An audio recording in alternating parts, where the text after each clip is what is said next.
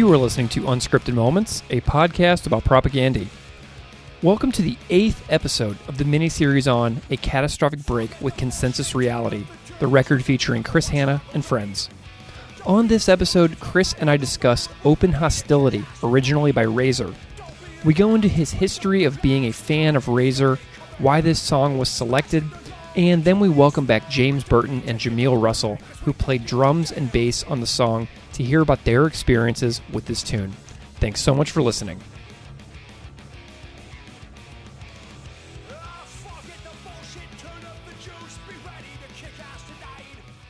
And guess what? We're going to have more James Burton and Jahmeel Russell because we're going to talk about Razor now.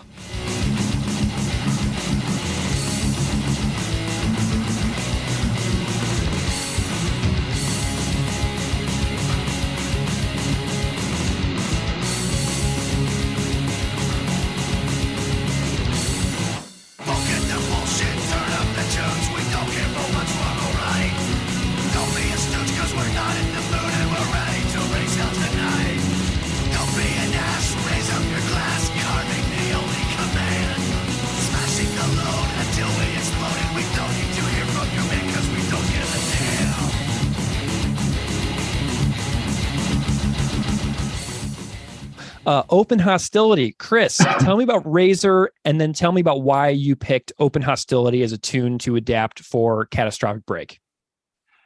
I picked this song. I think it's just such a great, down-to-earth, kind of blue-collar celebratory tune about being in a band. And it's a song that's really kind of lost in the Razor discography because it came out on a record that is not considered a classic by the average Canadian metal fan. And I think it's one of their funnest tracks of all time. Yeah, this is an interesting record. I think it came out in 97-ish. Were you following Razor pretty closely in 97? It was sort of the same as what I was doing with Voivod. Like I was very dimly following. Like I wasn't following the bands, but when a record would come out and I became aware that the record was out, I'd go get it. But I wasn't necessarily connecting. And I think with the record Open Hostility and Razor's Decibels, I think both those records, they don't actually have a real drummer on them. If I'm not mistaken. And that really was bothering me at the time. I thought you must take the extra step and have a real drummer, but that wasn't what they were doing at the time. But despite that fact, I still thought, fuck, man, some of these songs are fucking killer. And I thought this track, Open Hostility, well, what if you had a real drummer playing it? And I thought, well, fuck, get James Burton on this and see if I can have some fun with this song. It's almost like a tribute, right? To an act of respect to the song and to the band to get a real drummer to actually play through this one. Like that, James and I were chatting about that, and it's kind of like, an updated sort of homage to what this the record possibly could have been, but it's a different time and space, and I'm sure the band decided what they decided for very specific reasons back in the 90s. But this is a really cool little tribute to actually put the song to tape with a real drum. Yeah, that's what I thought. I thought just a great party tune. I love it. Do you have any thoughts on, what James and Jahmeel were able to come through with you on this one? Yeah. Well, I remember on this one, I think it was this one in particular where James was just like in the studio, was showcasing like these different wild drum fills. And that was really fun. I was just getting amped up every time he'd do one. And like at the end of the song doesn't really resemble the original song at all. He did this crazy fill at the end that he was like, check this out. And did it. And then I was like, oh fuck, that doesn't really, that's not how the song ends, but I'll change it. And so I adjusted the guitar to fit it because I thought it was so cool. Like he was just, punch me in at this part and see what you think of this drum fill. He was just doing different ones, and each time it would be totally killer and over the top, and it was just really fun. Yeah. And again with Jahmeel, I didn't get to be there with him. I can't remember why, which is funny. Like I also saw Jahmeel at the airport very recently, just in the security line. Nice. He said hi for a second. I said, "Hey Jahmeel, I'll see you on the other side at the gate." And then we couldn't find each other at the gate, and we're on different planes. But I guess Jahmeel and I haven't been able to connect in real life too much. But I loved the idea of having Jahmeel on the Razor and Sacrifice tracks, because Jahmeel is like, he's OG in the Winnipeg metal scene. I remember him when he was like literally a little kid playing in I think it was Matricide, one of the early Winnipeg thrash bands. I seen them play at I can't remember the name of the venue, but there was like it was them playing and a bunch of fucking skinheads just heckling them, and I was really enjoying the band, so it was cool. Amazing. Well, we got more from James and Jahmeel talking about Razor here. And Jahmeel, I got to say, listening back to his interview earlier, he is a huge Razor fan. So Jameel's got some really great things to say about this one. So let's hear one last time from James Burton and Jahmeel Russell, the other players on Open Hostility, originally by Razor.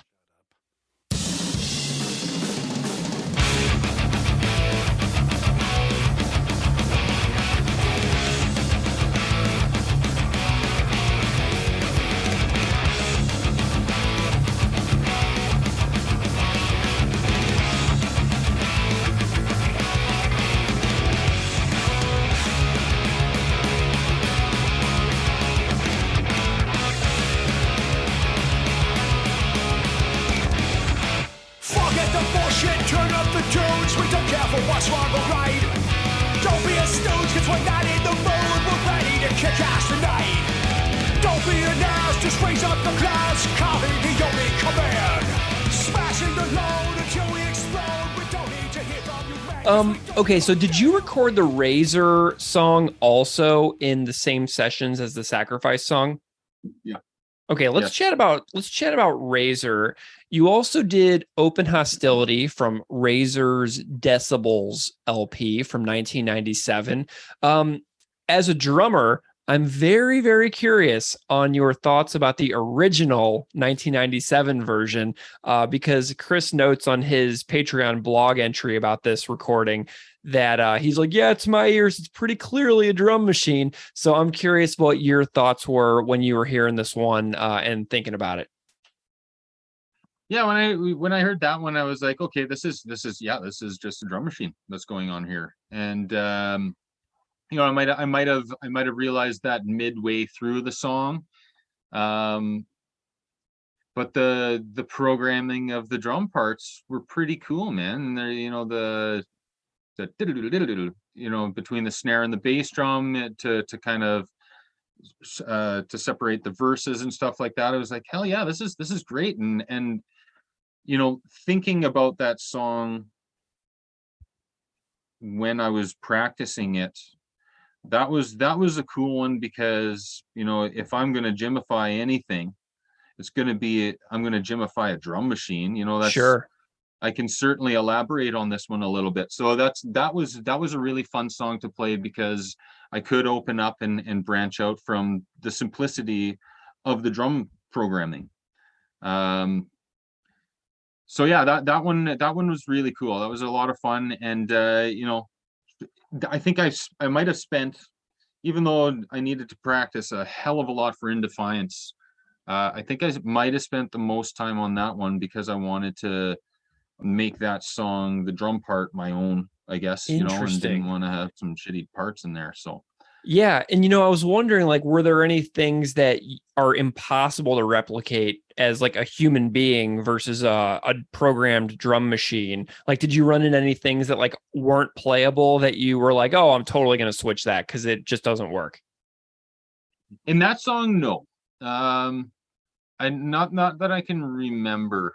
No, there wasn't anything too out there, like the drummer needs 4 arms in order to make this part work, Yeah. or anything like that. So it was fairly straightforward to kind of just, try to pretend that I had 4 arms and make something cooler. I mean, that's great. And I was thinking about this because it's the drum machine and you're playing it as, I was like, wow, this song actually kind of gets a nice amount of respect by having it played by a real person on an awesome recording.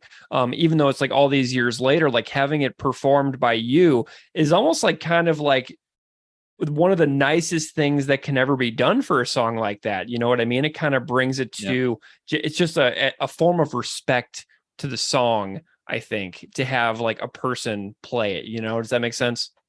Yeah. I feel you, man. It's almost like a tribute. Absolutely. Totally. Okay. Yeah.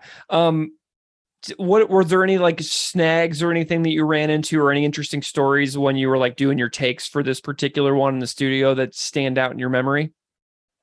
Well, there was when we rehearsed it, that was the first song that we ever rehearsed together.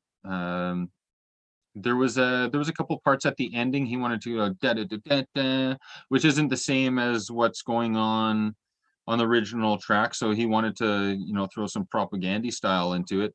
Mm-hmm. And I was, hell yeah. And then, when we got to the studio,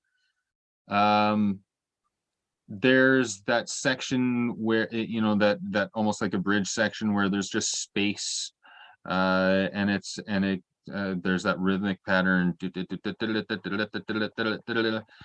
Chris wrote that rhythmic part, and that took a couple takes just to kind of feel out the rhythm, and it was a back and forth almost, because I got to play a little bit of a blast beat in between there, and he's got this wicked guitar, fast picking going on over top of the blast, and then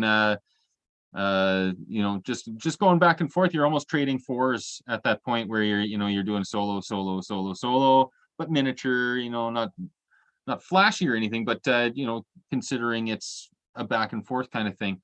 That was really cool because I'm going back and forth with Chris Hanna. Yeah. Was he, when you guys had your little rehearsals together, like your pre-recording rehearsals, was it pretty dialed in? Did you guys feel pretty tight live, like when you were playing it together? I think it was a loosey-goosey type of practice. He brought his Jesus SG. Yeah. And that was just so cool. And we stopped at the liquor mart first and got some beer. So we were trying to keep it light. And it was a freezing cold day, and it was just, I picked up Chris Hanna in my car and took him to my jam space, and he's taking out his guitar. Yeah. And I'm about to play drums with him, and it's like, I don't even know what to think really, because I'm a super fanboy, Yeah. So even the first time we're hanging out, like I'm hanging out with Chris Hanna here, and then we're playing together, and it was just it was pretty surreal, where you just want to play awesome, but you know that there's no pressure really. So Chris made some mistakes, I made some mistakes. We played songs through all the way on the first try and played it again and then fucked up, and it was very whatever, and like a normal band practice really. You're just jamming. I love it. How do you feel about how the whole project came together? He's got this 9-track record that's available for streaming. How do you feel about the whole the project as a whole, and your role in it? It's pretty cool. Yeah, it's you don't when you're doing it, you don't realize, like, he asked me to do these songs for Patreon, so I was like, okay, yeah, that's cool. It's going to be a select few who get to hear it, and now that it's out, that's exciting stuff, man. So it's almost like a speechless type of thing where you just don't even know what to say. It's history now too, so hopefully he invites us to do another one, and just get to relive the awesomeness and bring more scotch, and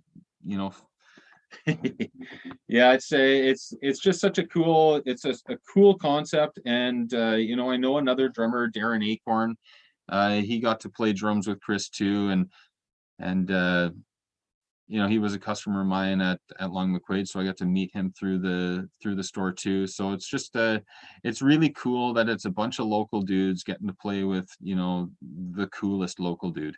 Awesome, man. Well, James, I am super pumped that you're willing to do this and hang out. I've been enjoying checking out Endless Chaos as well. So thanks for your man. hard work in your own bands.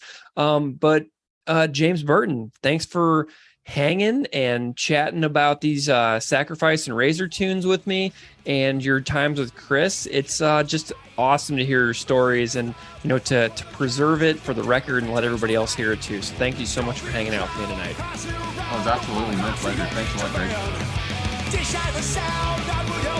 We don't need to hear from you back because we don't give a damn.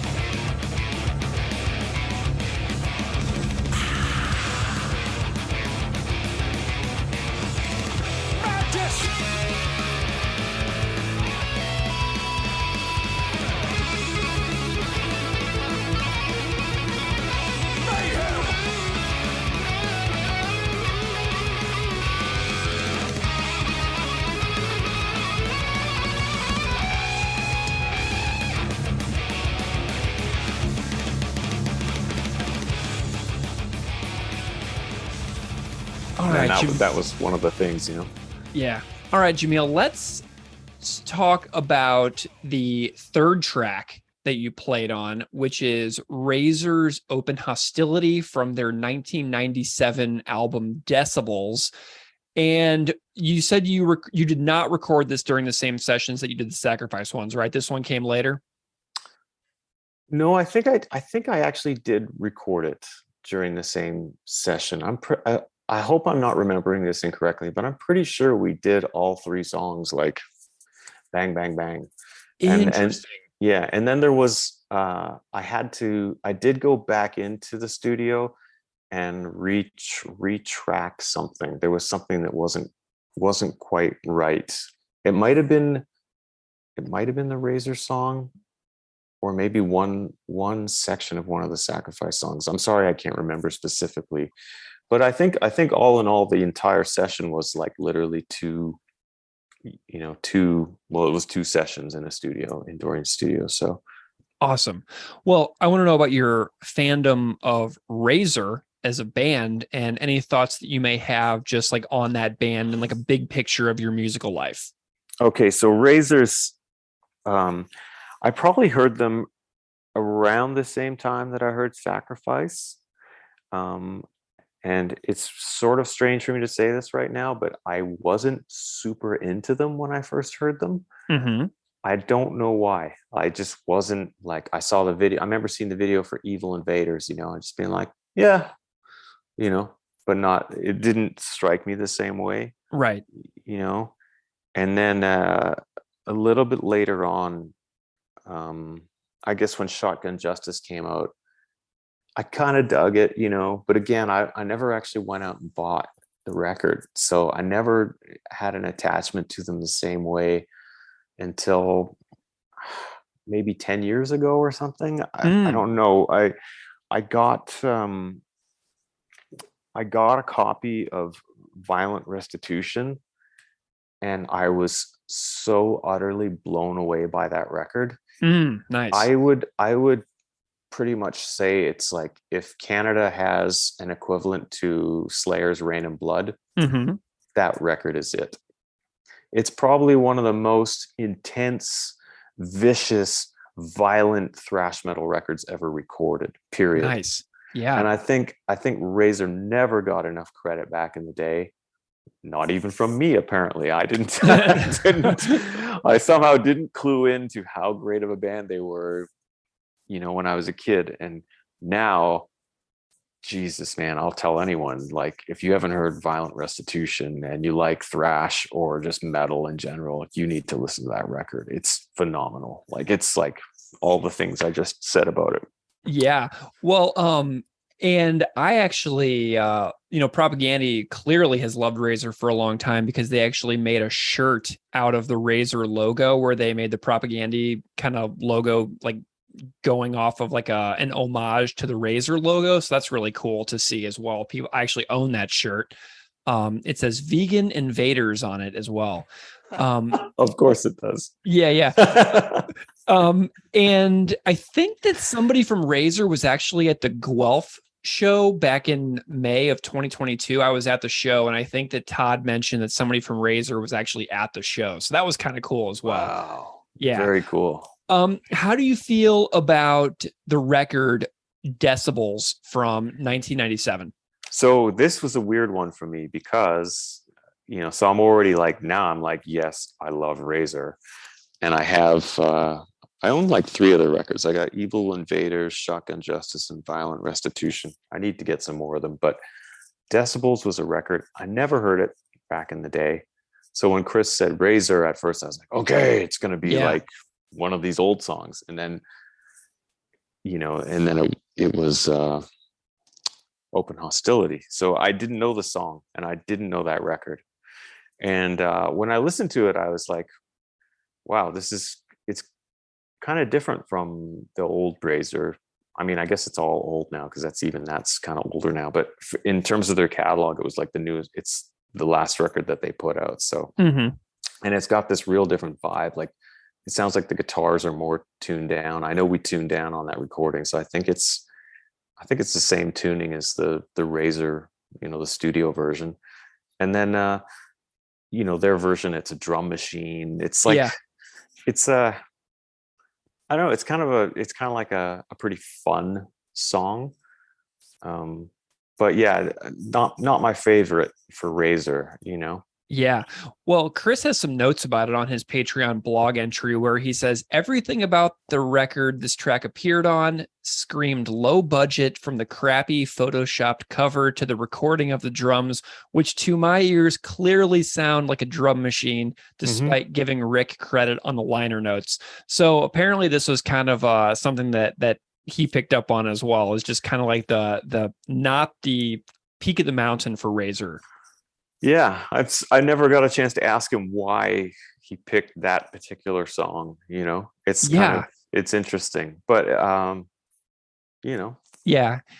He goes on to he's got a few more notes here. I'm looking at it right now. He says, but it's the spirit of this record that makes it worth its weight in gold. I just love that they marched on despite market forces and passing fads and kept doing what they loved in their own little zero budget niche.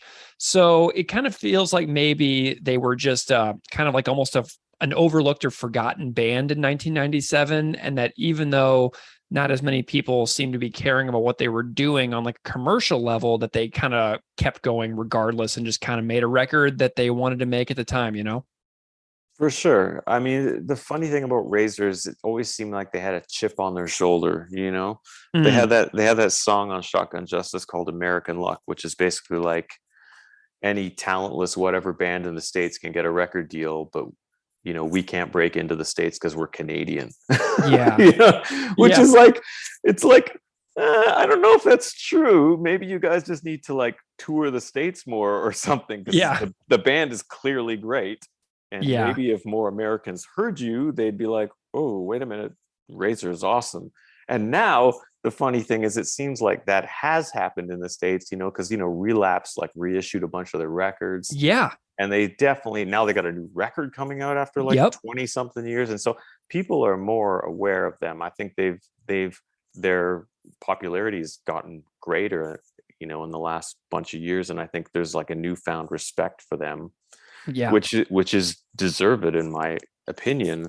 But I think, unfortunately, maybe they might have achieved what they were complaining about not achieving if they had approached things a little differently. I don't know, because again, not to keep going on about Violent Restitution, but seriously, with an album that powerful and strong, I don't even know how it's possible for them. If they I don't really know how much touring they did in the States, but I can only imagine if they would have been touring with, maybe the right support slot or something, they would have been blowing people away at that time. Do you, so say Chris came to you and says, hey, I'm going to do a Razor song. Oh, and it's from Violent Restitution. What is the immediate first song that you would hope it would be? Hypertension. Okay, cool. Nice. Yeah, I think, just the opening of the record too, but the first like 3 tracks on that record are just savage. Savage. Yeah. I don't want to sound like a broken record, but anyone listening to this, if you haven't heard that record, go listen to it. Violent Restitution. There's even a deluxe edition where they have a bunch of live tracks tacked onto the end as well. So if you go find like a digital version, if you're just looking to check it out for the first time, you can find a whole bunch of extra cool bonus stuff at the very end, including live from Toronto in 1988, which looks really cool because they have a version of Hypertension live on the bonus edition of Violent Restitution. Yeah, man, you've done your homework. I'm looking at it right here. I got it all pulled up right here in front of my screen. It's funny. I got like 5 browser windows going right now at this very second. Okay, so how do you feel about James and Chris's performances on this one? I love the fact that there's like, live drums played by a Winnipeg drummer on this one, because you mentioned that there's the drum machine on the original. So it's kind of like giving this one like a lot of attention and justice that maybe it wasn't able to get back in the 90s.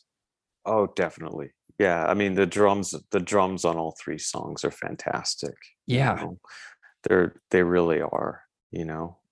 And this one in particular too, like with the bass, this one I felt like with what I did on the bass is definitely more like what I would do more often than not, like when I'm part of composing music or whatever, because it's really sticking with the drums and there's no flash to it. It's really just kind of holding it down.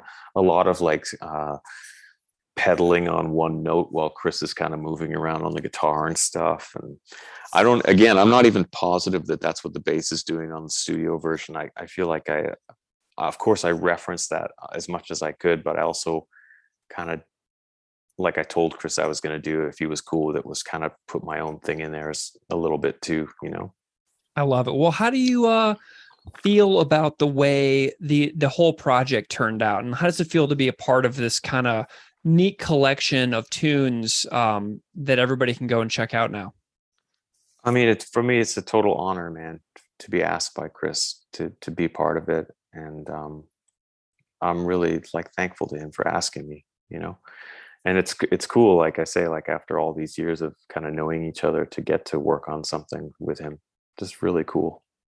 Awesome. Well, Jahmeel Russell, I have absolutely loved hearing some recording stories and some metal stories and just, nerding out for a while. So I really appreciate your time to chat about Chris's Patreon project, A Catastrophic Break with Consensus Reality record that's now available for everybody to stream, and your tunes that you performed on from Sacrifice and Razor. I've had a real good time with you today. Thank you so much, Greg. I really appreciate the chat. It's awesome. Don't mess around, never